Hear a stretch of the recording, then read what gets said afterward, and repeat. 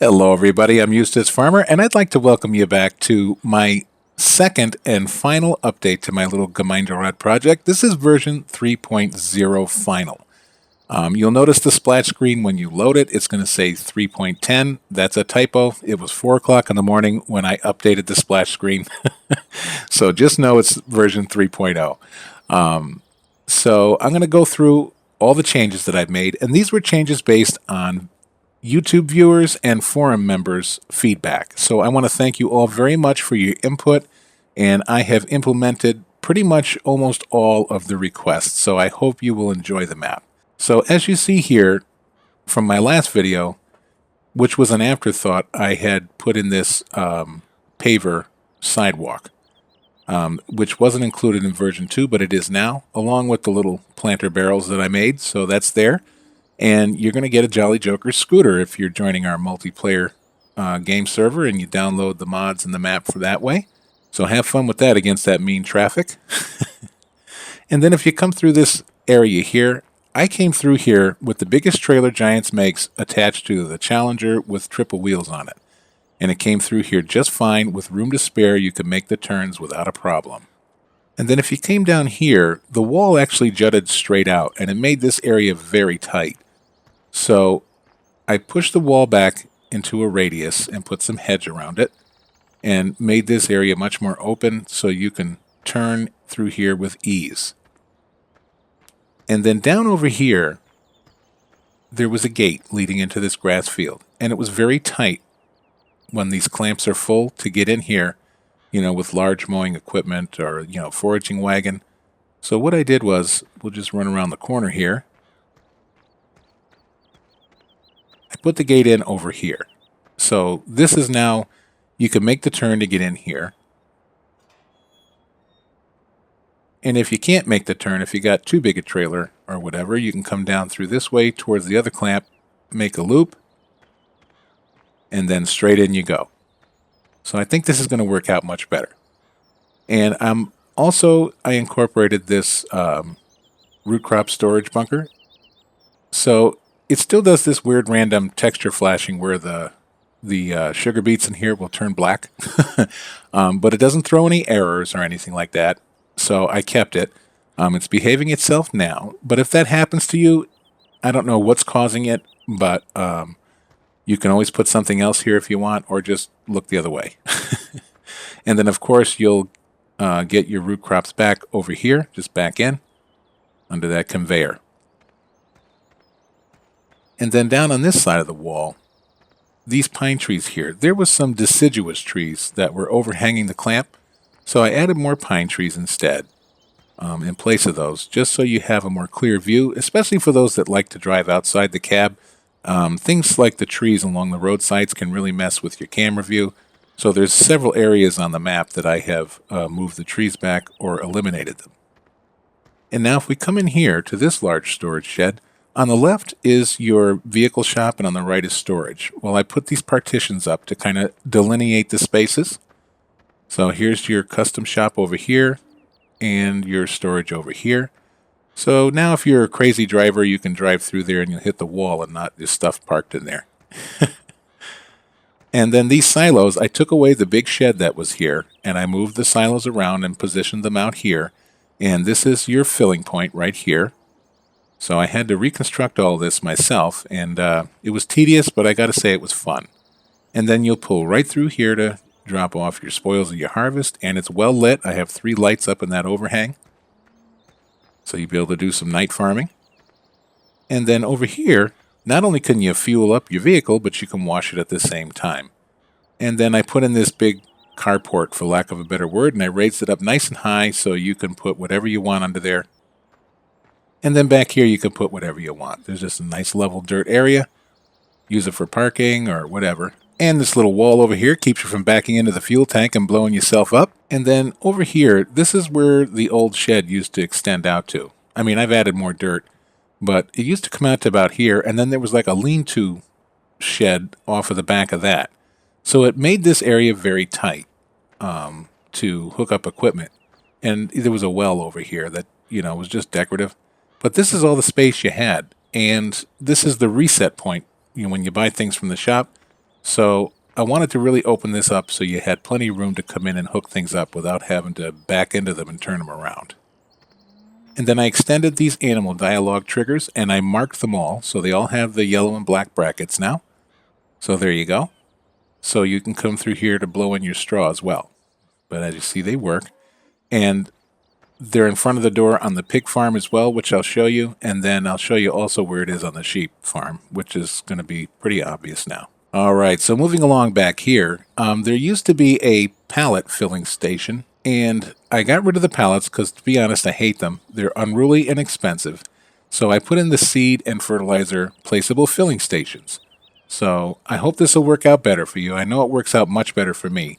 And if you don't like them in this particular spot, you can always move them to anywhere else on the map that you would like. And I also changed out the manhelmer, and I gave you the milk tanker by Farmer Andy in a matching truck. If you're worried about matching, I coordinated it for you. And here's your slurry pit that hasn't changed. And coming back into here, so there's your bucket for your telehandler to shovel out your manure. And your telehandler is in here with its accessories. And it's got a little Brantner trailer to pull behind it if you want to use it to clean up after your animals, along with your manure spreader. Coming down this road here before, there was some overgrowth and some overhanging trees. And it kind of really messed you up. And more times than once, I've hit that manure pit over there. So I removed the tree and put it over by the slurry pit. So now when you come down here, it's a nice clean drive. And inside or outside of the cab, you can see where you're going. And then back in here, being that we have our root crop bunker, we can now use this for equipment storage. And you'll see all the equipment that you'll get in here as well. And then here is a portable toolbox.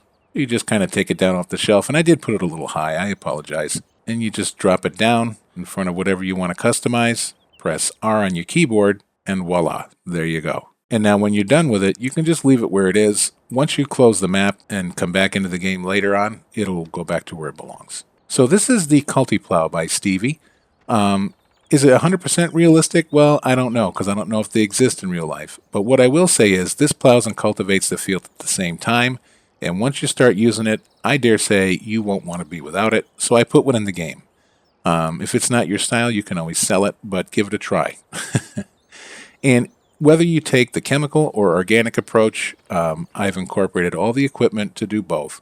So you have a weeder, and right behind that is your chemical sprayer, and then of course you have your manure and slurry injector as you saw, and then you have both varieties of seed machine. So you can farm the fields any way that you like. And then these John Deere tractors over here I included. I modded the motors in them. I call it the John Deere XER and the John Deere Premium XER. They have Xerion motors in them, so that's why the XER designation. So got a nice beefy sound, so I hope you'll enjoy them. Give them a try. Alright, so over here at the pigs, we still have the nice flat level area, which I leveled a little bit more for replaceable. And you have a pressure washer, and you'll find one on each of the animal farms. And then in here, additional storage, I put the silaging equipment. So I included the Big X 580. I didn't know if anybody had the Big X 1100 pack downloaded, so this is standard in-game, so I figure I'll just be safe and put that. And you have the foraging attachment and the corn attachment. Then I gave you a nice big Fendt tractor and a matching trailer.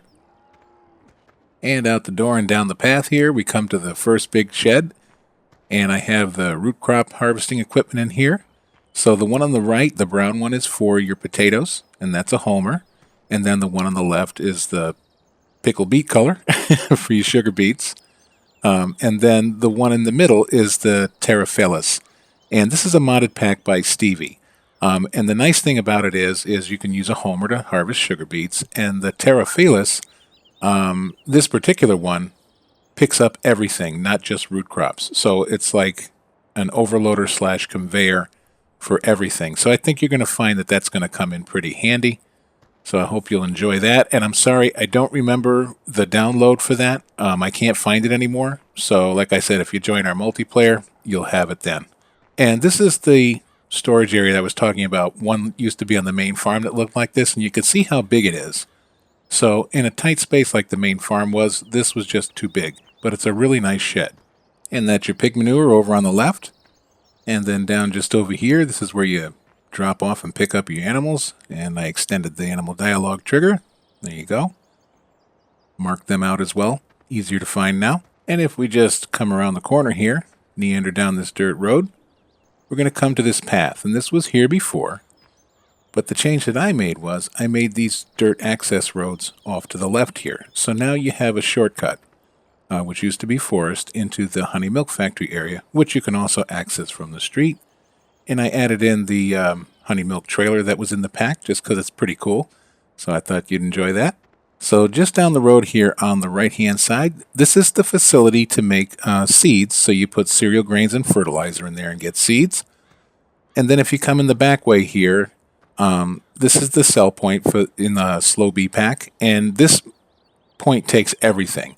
So the little placard on the upper right with the bee on it, that's to sell the beehives. And then the one underneath that, the little jar, that's the honey. You can sell the honey here. Then the one on the left on the bottom is the honey milk. And then the one in the top left corner are the honey combs. So when the bees have done their job, you go into your bee house and you take the crate with the honeycombs in it, and you can bring it to the honey milk factory, or you can bring it down here and sell it. And then around front here, it's got a little muffin fountain with honey flowing out of it, so no triggers in the front. But I will caution you, if you click on the little icon on the map to spawn here, it's going to spawn you inside the building, and you won't be able to get out. So I don't know what's causing that, but it's not an issue with me. That's the way the mod came, so hopefully they'll be able to fix that. So as we walk down this lane here, you'll notice all the flowering bushes and trees, and again I did that just to kind of delineate the roadway from the refinery area and kind of soften the harsh look on the horizon. And then you'll see the guard check and the security pickup truck over there on the left, so they'll be keeping an eye on you. And then I have this barn here. This was at the main farm. I brought it over here and reinstalled the lights, so this is a permanent structure over here now. So coming inside, you'll see that they have their own equipment, so it's a complete full-on farm here. And they hire local farmers on a barter system. So basically the local farmers will come and use their equipment and work, and in return for payment, they get free biofuel for their own equipment. They'll get it at a discount wholesale rate that they can sell for profit. And there's also the added benefit of they get the byproducts, the mixed ration and slurry from the manufacturing process for free. And of course, they can fuel up their own farming equipment for free. And that's all the benefits of doing work for this company. And then down over here, we have another portable toolbox to customize any of your vehicles over here. If you wanted to change out the wheels on the Challenger or whatever. More bushes and some wind turbines in the back. And then we have a fuel sale point here. So if you want to make a quick buck, you can load up in front and sell in the back. So you can spawn here. That's why I put it here. But don't spawn at this point here. That's the bee sale point, and the one I told you you'll spawn inside. So just over here we have the pole barn. I just moved it over to the other side, and the rest of the farming equipment is in here. So you got your sprayer, and then your harvester and the Challenger with another culti plow on it, and then you have a tipper trailer.